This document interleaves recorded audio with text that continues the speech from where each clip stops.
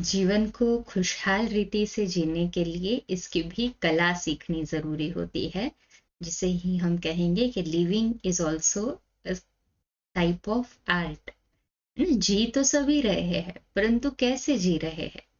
किसी को पूछो ना कैसे हो, तो कहेंगे कट रही है। किसी को कहें पूछे तो फॉर्मेलिटी के तौर पर कह देंगे कि अच्छे है, परंतु खुद अंदर में जानते हैं कि मन में कितने प्रकार के संकल्प विकल्प चल रहे होते हैं, जिससे जीवन नीरस होने लगता है। तो जीवन को रसवान बनाने के लिए, खुशहाल जिंदगी जीने के लिए जीवन में संतुलन का अर्थात कि बैलेंस का होना बहुत जरूरी है। कोई भी चीज टू मच ना हो। मराठी में एक कहावत है, अति तिथे माती। जहाँ पे बहुत एक्सेस हो जाता है, वहां पे डिस्टरबेंस होना, लॉ ऑफ एंट्रोपी होना वाजिब होता है। जैसे जब कोई नई चीज खरीदते हैं तो एकदम सतो होती है, फिर लॉ ऑफ एंट्रोपी कहता है कि वो चीज धीरे धीरे पुरानी होने लगेगी, रजो और तमो तो होनी ही है। इसलिए एक्सेप्टेंस बहुत जरूरी है, और हमारी माइंड का संतुलन होना बहुत जरूरी है कि हर परिस्थिति को हम एक्सेप्ट कर सके, उसके अगेंस्ट में न जाए। जो हो रहा है उसको समझे, एक्सेप्ट करे और रिएक्ट न करे, परंतु रिस्पॉन्ड करे। संतुलन अपने आप में ही एक बहुत बड़ा गुण है। दूसरों के साथ क्या हो रहा है इसकी परवाह किए बिना पूरी तरह स्वयं पर ही ध्यान देना, ये आपके पुरुषार्थ में कमी को दर्शाता है। नम्रता धारण करने से मनुष्य आत्माएं एक दूसरे के समीप आती है। उस स्थिति में आपको संतुलन बनाए रखने की आवश्यकता होती है कि आपको कितनी औपचारिकता अपनानी है ताकि संबंधों में लापरवाही न आए, आपसी संबंधों की गरिमा बनी रहे और हम सहज रूप से खुशी से प्रेम प्रदान कर सके।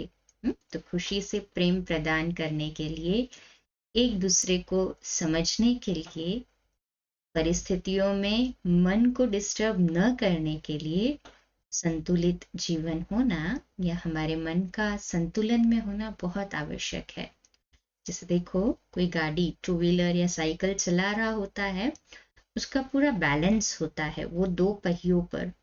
जरा भी वो लड़खड़ा जाए तो वो बैलेंस डिस्टर्ब होने से गिरेगा तो खुद को ही चोट पहुंचेगी, और वो साधन जिस पे वो चल रहा है वो भी उसको भी नुकसान पहुंचेगा।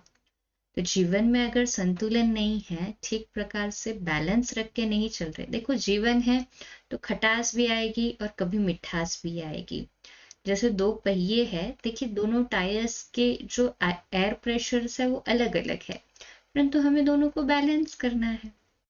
और ये आर्ट उसको चलाने की प्रैक्टिस से आता जाता है। कभी गिरते भी है, कभी चोट भी लगती है, परंतु हम ये सोच ले कि नहीं, मुझे चोट लग गई एक बार, मैं गिर गई एक बार, अभी मुझे सीखना ही नहीं, तो ना ही सीख पाएंगे, ना ही आगे जर्नी को प्रोसीड कर पाएंगे, ना ही आगे बढ़ पाएंगे। तो आर्ट ऑफ एक्सेप्टेंस बहुत आवश्यक है अपनी जीवन की जर्नी को खुशहाल बनाने के लिए। कभी कभार साइट सीन में कुछ ऐसे दृश्य भी आ गए जो चाहे हमें मन से पसंद भी ना हो, परंतु उन्हें साइट सीन समझ के भूल कर आगे के दृश्य जो और अधिक मनमोहक या अच्छे हैं, उसके लिए तो हम आगे बढ़े ना। जैसे कहीं से हम ट्रैवल कर रहे हैं, वातावरण में उस जगह में थोड़ा सा बैड ओडर या स्मेल है, बदबू है, तो हम वहां रुकते नहीं है ना, हम चले जाते हैं आगे। आगे का वातावरण बहुत अच्छा होगा, परंतु हम बैक साइड में अगर रुक जाए कि नहीं, यहाँ पे बहुत बुरा स्मेल आ रहा है, अब मुझे नहीं जाना है, तो हम खुद को ही नुकसान पहुंचाएंगे, क्योंकि वही स्मेल वाले वातावरण में रह रहे हैं। इसे ही हमें अपने जीवन में भी अपनाना है। यदि कोई ऐसे व्यक्ति आ जाए, कोई ऐसी परिस्थिति आ जाए, कोई ऐसा समय आ जाए जो हमें लगता है कि डिस्टर्बिंग है, परंतु हमें मूव ऑन करते रहना है। Art of moving on is one of the greatest gift God has given to us. हर एक चीज को समझना है, समाना है और आगे खुशी के साथ एक्सेप्ट करते आगे बढ़ते जाना है। This is art of living, art of balancing life. कल सुबह अमृत वेला मेडिटेशन 3:30 से 4:30, मुरली क्लास 4:45 बजे और रात्रि क्लास 8:45 बजे। ओम शांति।